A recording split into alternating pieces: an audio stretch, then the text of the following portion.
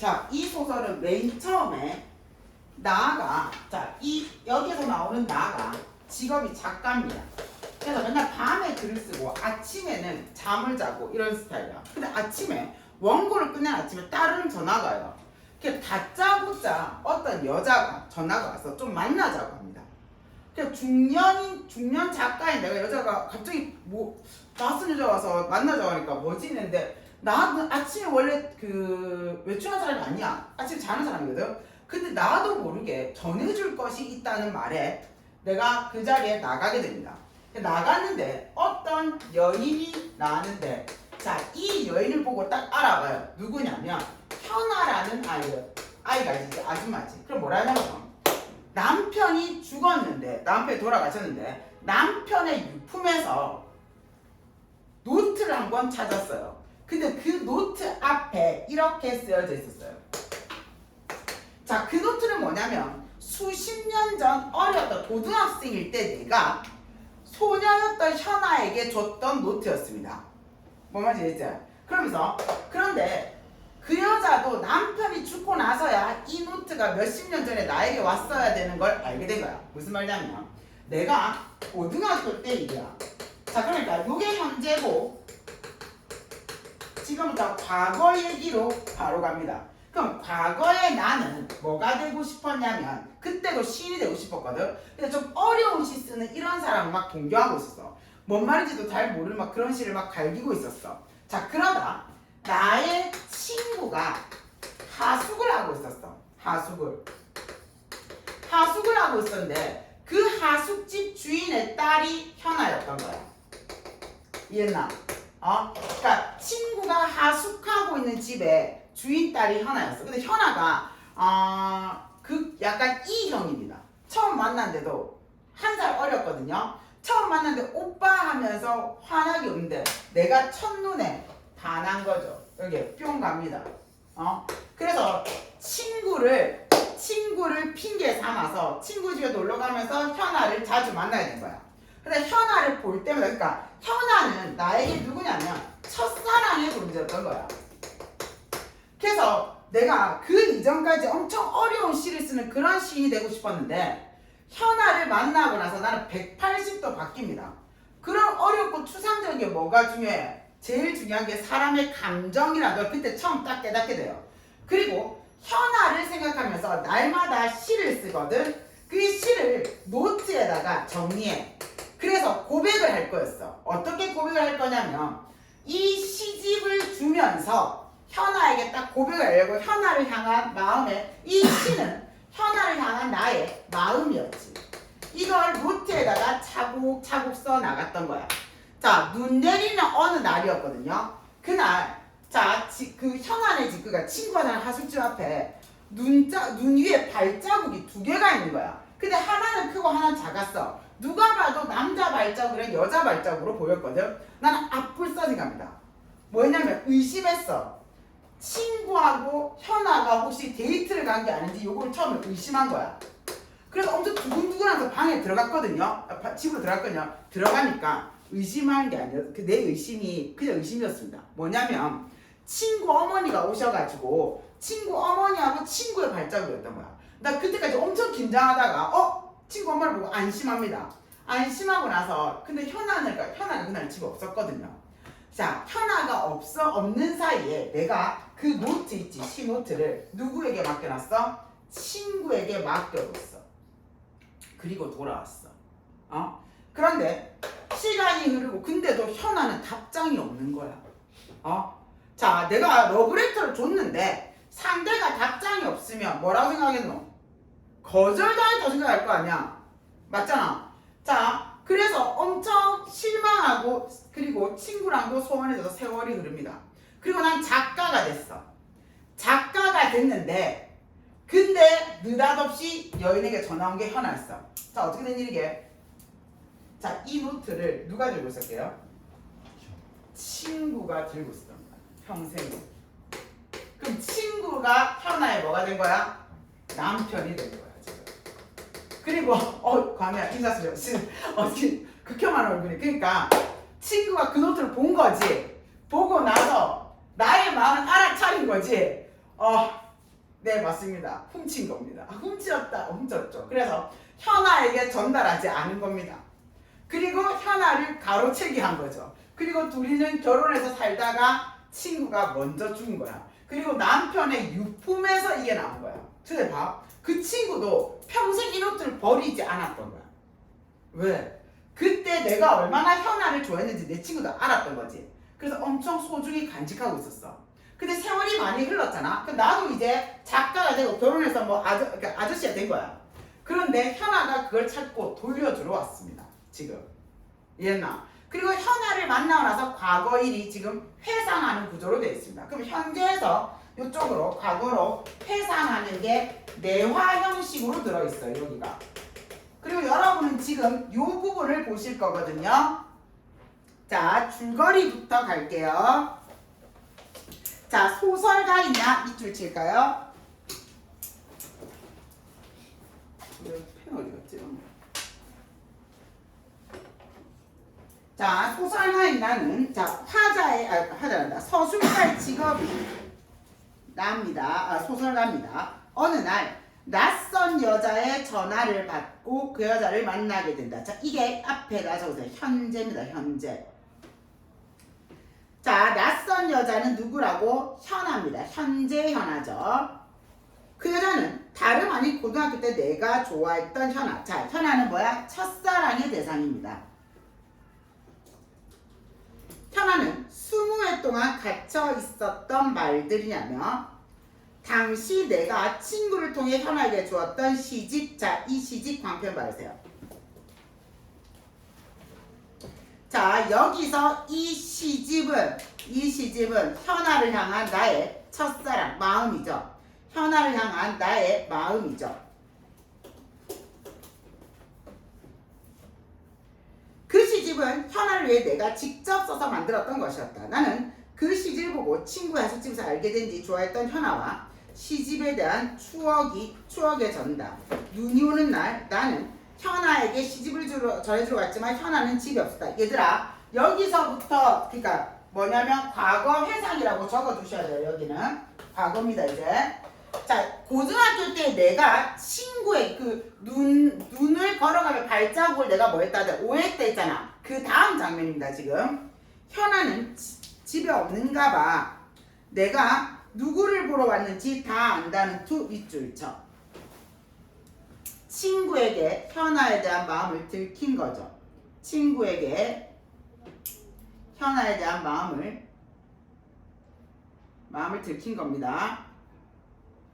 나는 내 마음을 친구에게 들킨 것만 같아 얼굴이 화끈거렸다.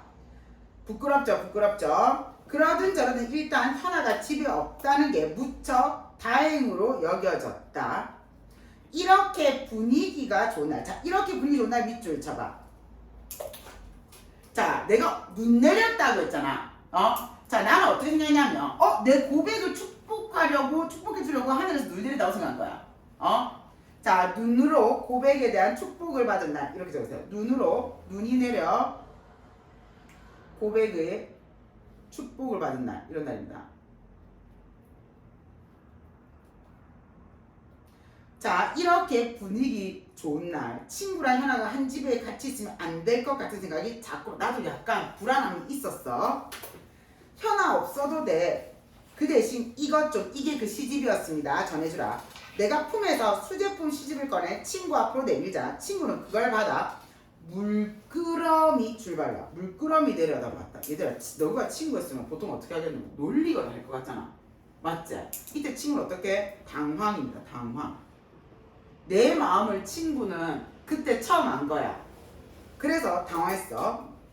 또는 뭐 이렇게까지 고백까지 할 줄 몰랐을 수도 있잖아. 나는 친구가 그 시집을 계속 내려다보고 있는데, 자, 봐봐봐. 부탁을 받았으면 전해줄게 하던지 이거 뭐야 하고 논리는 두 개잖아. 근데 어떻게 했어? 계속 보고만 있어. 그럼 친구 뭐 한다는 뜻이야? 고민한 거야. 갈등한 거야. 이걸 전해줄 것인가 말 것인가 갈등했다는 뜻이죠. 서둘러 현아 집을 뛰쳐나왔다. 괜히 친구에게 속을 보일 것 같아 너무나 어색했기 때문이었다.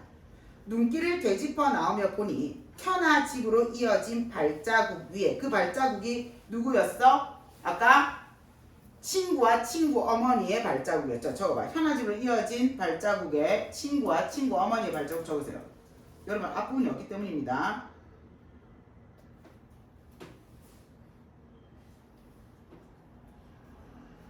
자, 눈이 제법 두텁게 덮여 있었다. 자, 여기에서 눈 광펜 바르세요. 자, 얘들아, 이때도 눈이 내려. 우리가 현하고 재현아. 그리고 시집을 전해줄 때도 눈이 맡겼을 때도 눈이 내렸어. 자, 여기에서 눈은 현아와 관련돼 있으면서도 첫사랑에 대한 이 소설의 낭만적 배경을 형성하는 게 눈입니다. 눈이 내려서 소설의 낭만성을 부여하고 있습니다.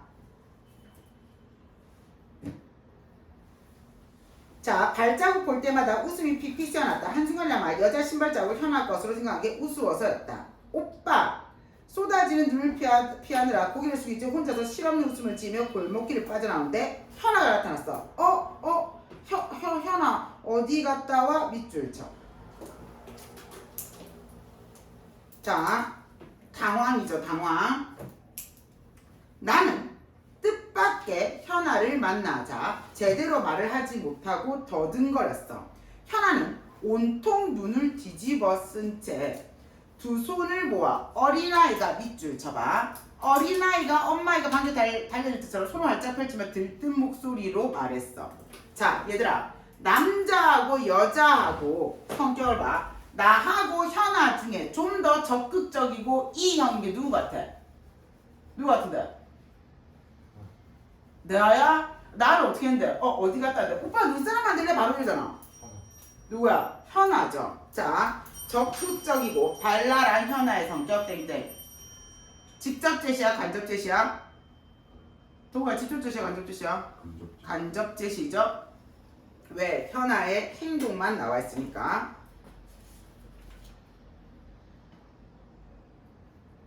자, 현아는 뭐를 끼고 있었어?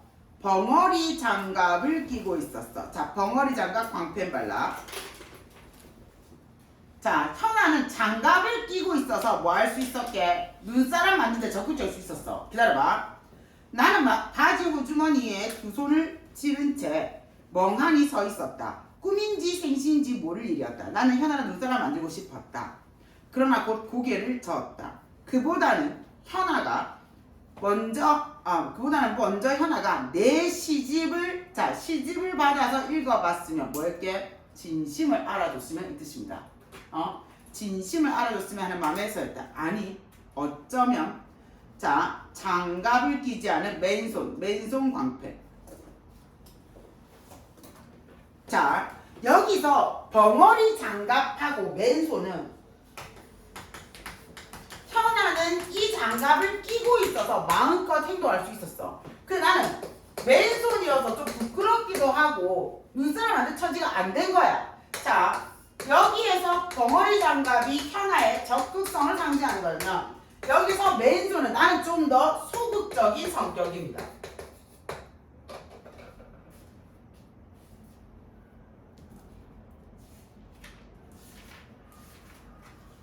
그래서 나는 엉뚱한 말만 내뱉고 말았다. 응, 나도 그러고 싶은데 바쁜 일이 있어서 그만 가야 돼. 아까와 마찬가지로 난 더듬었다. 왜? 거짓말이거든. 바쁜 일 없었거든. 갑자기 내가 바보가 되어버린 게 아닌가 싶었다. 현아랑 자연스럽게 어울려 눈사람도 만들고 친구한테 시 맡겼으니 받아 읽어보라는 말도 하면 될 텐데, 자, 끝내 출발라. 끝내 하지 못하고 말았다. 밑줄 쳐. 내가 시집 얘기를 현아한테 못했어. 그래서 현아가 시집의 존재를 알지 못하게 된 원인입니다. 현아가 시집의 존재를 알지 못하게 된 원인입니다.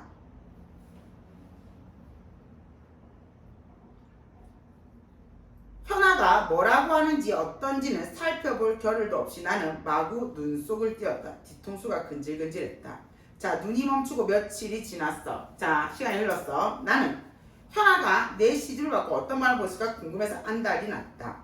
그러나 다른 때와 달리 현아의 집에 가보기가 망설여서. 왜? 거절이라도 하면 너무 부끄럽잖아. 너무 걱정되잖아. 학교는 이미 겨울방학에서 자 친구를 출발해. 친구를 학교에서 볼 일도 없었다 밑줄 쳐. 그래서 내가 현아 반응 안 하면 모르나? 모르잖아. 자 현아의 반응을 알 길이 없는 거죠. 현아의 반응을 알 길이 없는 거죠. 몇 번씩이나 현아네 집 골목에 들어섰다가 발길을 돌리곤 했다. 오다 가다 우연이라도 현아를 만나길 바랐지만 그런 기적은 일어나지 않았어. 현아에게 밑줄 쳐. 현아에게 아무런 반응을 못 받은 나는 더 이상 시를 쓸 수 없었다. 현아로부터 거절당했다고 여긴 겁니다. 현아로부터 거절당. 자, 그 이전엔 시가 전부였어, 이 사람은. 그런데 시를 못 쓰게 될 정도로 절망한 거야. 하루에도 몇 번씩 현아의 집 쪽을 바라보며 얼마나 많이 절망했는지도 모르다. 자, 그때 내 정서가 뭐라고? 심리가 절망이지. 절망 방편 발라.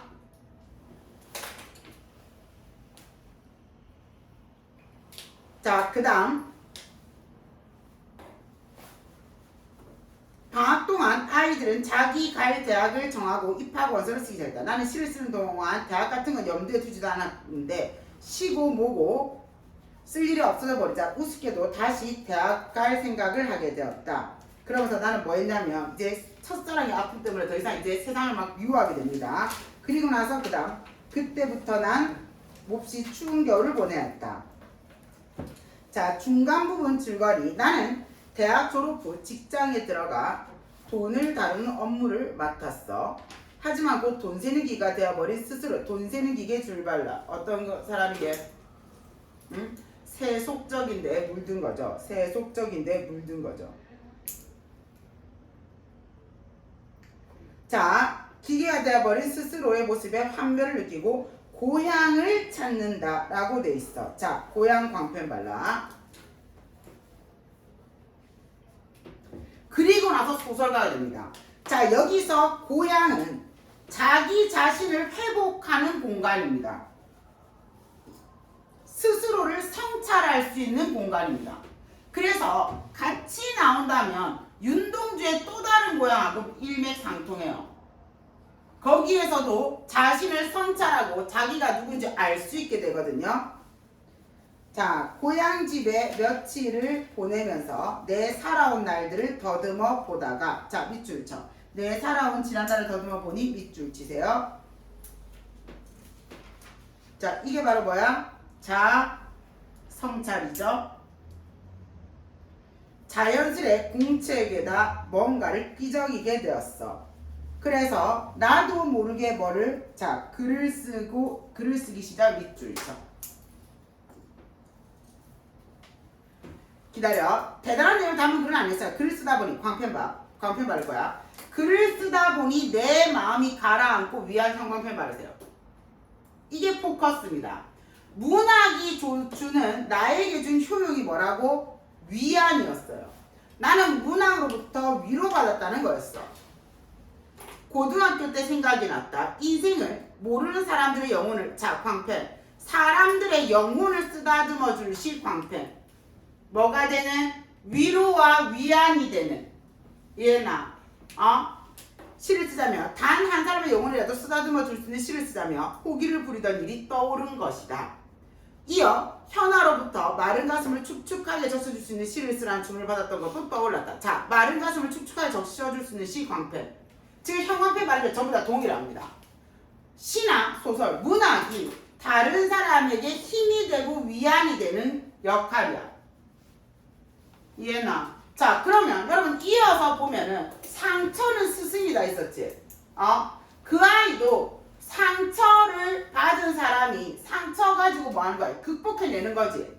그럼 그것도 그 시를 읽고 상처받은 사람이 뭐가 되겠노? 위로를 전해주고 싶었다 했잖아. 똑같은 맥락입니다. 어쩌면 나는 그 누구도 아니 내 영혼을 쓰다듬는 글과 나에게 위안이 되는 거야. 그 다음 내 마른 가슴을 적셔주기 위해 글을 끄적이고 있는 것도 몰랐다. 자, 뭐야? 나야는 문학으로 치유받은 거야, 이 사람은.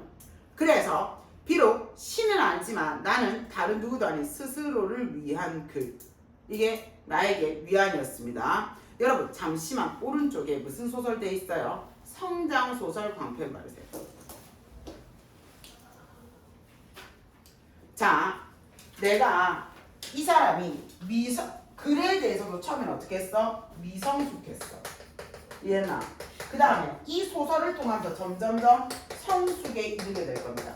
미성숙한 인물이 성숙한 인물로 나아가는 게 성장소설이야. 자, 성장소설이란 유년기에서 소년기를 거쳐 성인으로 입문하는 과정과 정신적 성장, 그리고 자신을 둘러싸고 있는 세계에 대한 각성과정 광팬, 이게 포커스입니다. 성장소설은 무조건 뭐라? 깨달음이 있어야 돼. 그래서 그가 각성과정 형성하는 소설을 말한다. 대체로 지적, 도덕적, 정신적으로 미성숙한 상태에 있는 어린아이 혹은 청소년의 갈등이 중심을 이루며 그가 자아의 미숙함을 딛고 일어서서 자신의 고유한 존재 가치와 세계의 의미를 깨닫게 되는 것 밑줄쳐. 끝에 뭐가 있어야 된다고? 깨달음이 있어야 됩니다. 자, 그래 라지에 가면 나는 더욱더 그를 매달렸다. 때로는 내가 고등학교 때의 선생님이 되어보기도 하고, 자, 내가 상상한 거야. 작품 속에서 고등학교 선생님이 소설로 쓴다든지 아니면 직장 상사를 소설로 쓴다든지 했던 거야.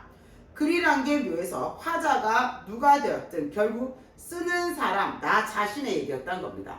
그래서 나는 그렇게 다시 글을 쓰는 사람이 되었다. 고등학교 때는 공부 기계가 되기를 거부하다 보니 시를 쓰게 되었고, 세월이 한참 흐른 뒤에는 돈 세는 기계가 되기를 거부하다 보니 글을 쓰게. 전부 다 뭐야? 기계와 반대지. 문학에 뭐가 들어있어? 인간이 들어있다는 뜻입니다. 휴가가 끝난 뒤에도 나는 직장에 다시 나갈 생각조차 하지 않고 글에만 매달렸어. 처음에는 넋두리도 있고 푸념도 있었지만 차츰 출발가 내 글의 방향과 형식이 잡혀갔다. 무슨 말이게? 점점 작가로서 완성되고 있는 겁니다.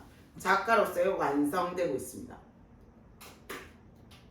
인생이니 우준이 하는 거창한 것도 아니었고 뜻모를 추상적인 것 가로. 자, 이거 언제냐? 고등학교 때입니다. 현아를 만나기 이전입니다.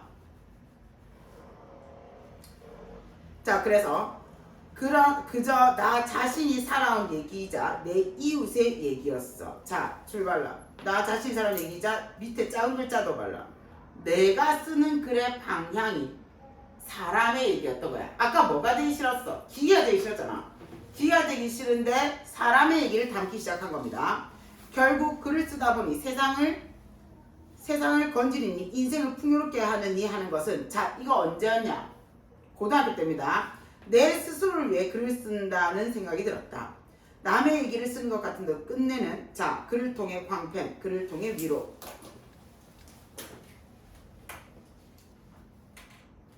그렇게 날마다 썼다. 한때는 시에 목숨을 건 적도 있지만 새로 쓰는 글은 시가 아니었다. 소설 쪽에 더 가까운 글이었다. 예전과 달리 내 글은 빳빳하지도 않고 밑줄쳐. 이거는 현아 만나기 이전입니다.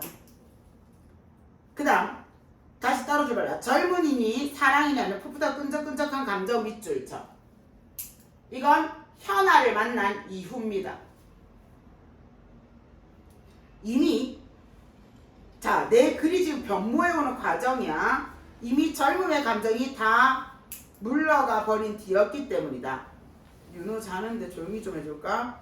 어쩌면 그러한 감정은 고등학교 이후 애써 묻어두고 살았기 때문인지도 모른다. 사실 고등학교 졸업 이후 나는 현아가 어떻게 살았는지 아무것도 모른다.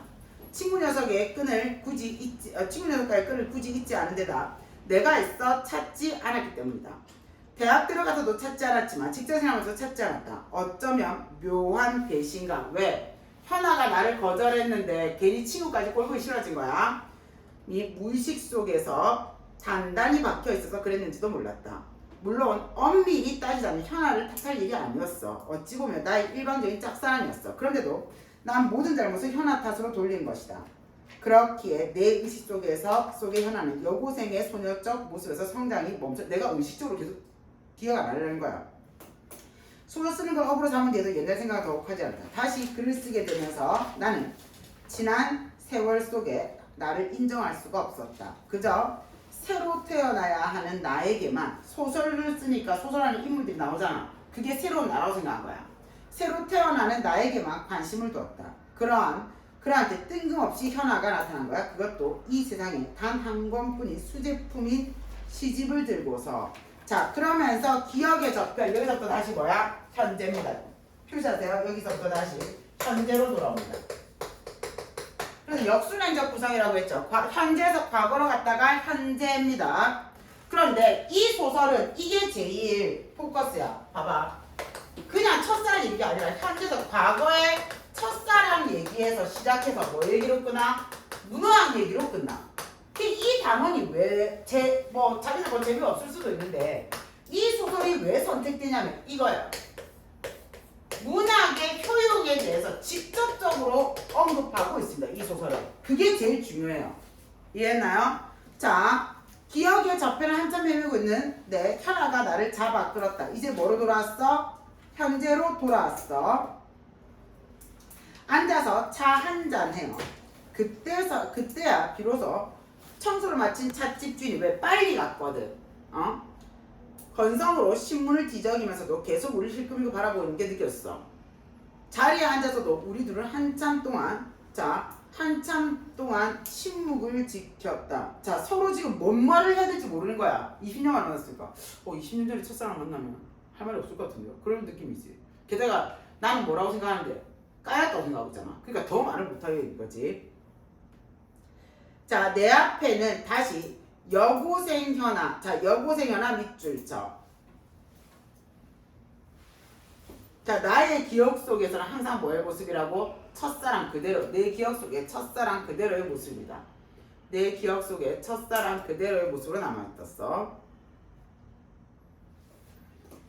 자, 눈앞에 현아가 40줄에 가까운 여인이라는 것을 인정할 수가 없었다. 나는 한 번도 그 이후의 현아를 알지 못하니까 나는 침묵을 견디기가 힘들어 공책을 뒤적거렸다. 편마다, 한 편마다 여고생 소녀 현아가 그려져 있었는데 그때 내 마음이 이제 생각나는 겁니다. 떠오른 겁니다. 쑥스러울 정도로 그때, 출발라. 그때 나의 감정이 날 것 그대로 한 것. 그만큼 뭐였어? 순수한 감정이었다는 뜻입니다. 한참 뒤 고개를 숙이고 있던 현아가 얼굴을 들었다. 눈가가 젖어 있었다. 젖은 눈빛으로 현아가 애써 미소를 지으며 그동안 나 미워했죠? 자, 이건 누구의 추측이야? 나에 대한 현아의 추측이야. 나에 대한 현아의 추측이야. 나는 아무런 말도 떨어졌다. 자, 현아는 자기가 깠기 때문에 내가 현아를 미워하고 있었을 거라고 생각하고 있는 겁니다. 나는 아무런 말도 떠오르지 않았다. 내가 현아를 미워했을까? 그러나 지난 세월 동안 애써 잊으려고 한 게 꼭 미운 탓은 아니라는 생각이 들기도 했어. 그런 내 생각과는 상관없이 현아가 단정적으로 말했다. 많이 미웠을 거예요. 역시 나는 할 말이 없었다. 계속 공책을 뒤적거렸다. 시는 이제 눈에 들어오지 않고 시집을 가지고 현아의 집에 갔다 돌아왔을 때 만났던, 자, 눈을 뒤집고 출발라. 눈을 뒤집고 귀가하던 현아의 모습. 이게 현아의 마지막 모습입니다. 나한테 남은 현아의 마지막 모습이죠. 공책의 장마다 아른거렸다. 현아가 더듬거렸어. 남편이 죽었어요. 나는 외맞이 소리 말고는 달리 할 말이 없었다. 현아 남편이 누군지도 모르는데 뭐라고 하겠는가? 현아가 다시 더듬거렸다. 남편의 유품을 정리하다 보니 난 아직도 할 말을 못 찾았어. 남편이 죽고 나서야 이 시집이, 출발라. 이 시집이 나한테 전해진 거였어요. 됐나?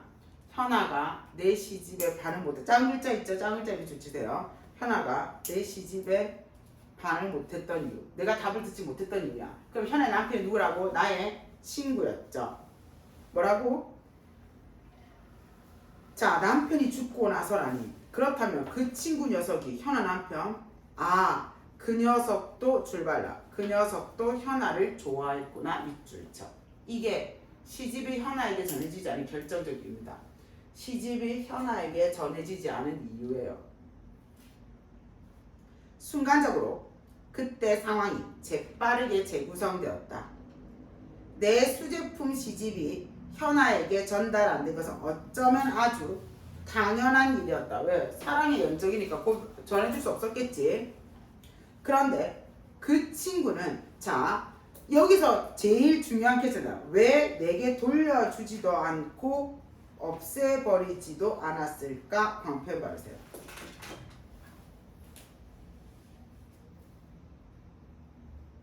자, 왜 안 줄게? 나한테까지 안 준 이유가 뭐게? 그 마음을 준 이 친구가 내가 현아를 좋아했던 마음을 뭐 한 거야? 존중하고 있는 거야. 현아에 대한 나의 마음을 소중히 생각하고 있었던 거야. 그래서 버리지도 않았다는 거야.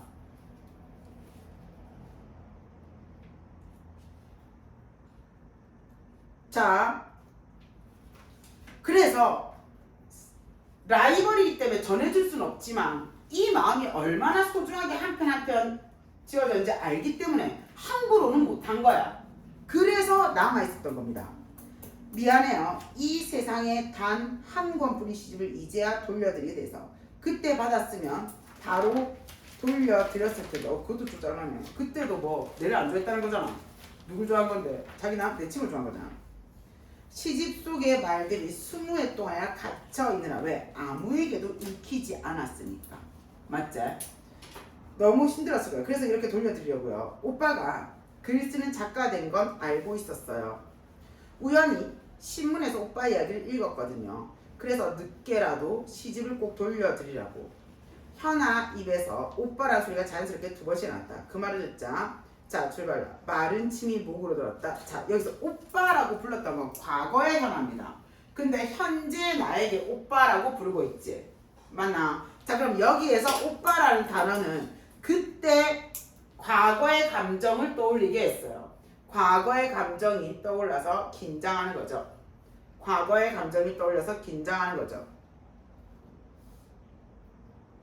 아 그런데 나는 무엇이 아니 누가 20년 동안 갇혀 있었던 것인지 알 수 없었다. 나는 공책을 다시 현아 쪽으로 슬며시 내밀었다. 그런 다음 자리에서 일어났다. 그리고 직장을 그만둔 뒤 처음으로 있는 어지럽음을 가까스로 참으며 이건 현아가 아니면 누구에도 소용없는 거야. 여기부터 현관해봐라. 여기 들어있는 시는 현아한테만 어울리게 쓴 것이거든. 그러니 이 시집 주인은 나 아니고 누구란 거야? 현아야. 그러니까 내가 잘 들어. 잠시만. 그래서 내가 이 시집을 돌려받지 않습니다. 시집을 돌려받지 않은 이유입니다. 시집을 돌려받지 않은 이유입니다. 현아 남편이 된 그 친구도 그걸 알았기 때문에 나한테 돌려주지도 못하고 없애버리지도 못한 거야. 그러니 시를 쓴 나도 주인이 아니야. 그럼 이만 밖에는 여전히 눈이 퍼붓고 있었어. 눈길 위에 발자국 찍은 발걸음 뗄 때마다 오빠라는 소리가 이제 발필 같다. 그 추억이 계속 떠올랐다는 뜻입니다. 오케이? 자 옆에 날개 할 거예요.